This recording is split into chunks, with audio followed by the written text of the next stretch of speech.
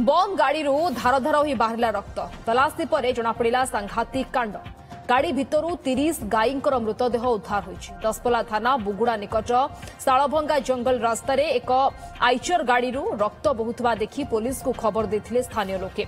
Daspalla police पहुंची गाड़ी को जबत करथिबा बेले गाड़ी दुर्गंध बाहुथिबारु गोमांस थिबा संदेह करी सर्च करथिले। शेषरे गाड़ी भितर 30 गाई मृतदेह उद्धार होइतिला। किछि गो माफिया बाहर को चालाण करुथिबा बेले गाड़ीर यांत्रिक त्रुटि पई गाड़ी को जंगल रास्तार छाड़ी पळाइथिबा सूचना मिलिछि। खबर पाइली एमती गाई गोटे गाड़ी गोटे अटकी गाई मैंने भर अच्छा बोली बट आसिक देखला तो से कंडीशन सब मरिकी अच्छा गोटे गाई ही जीवित अच्छी बर्तमान चिकित्सा करा सरजी बाकी सब गाई की डम कर पोता जीव को बर्तमान से 3 दिन काल गाड़ी स्टाण्ड जहाँ शुणुचु आम आपर पाल फाल कभर होगी प्लस से बेकर दौड़ी लगी ऊपर बंधा होता से मोस्टली सफोकेशन ओनली रेस्पिरेशन नहीं पार ना भितर ऑक्सीजन कमी से मरी।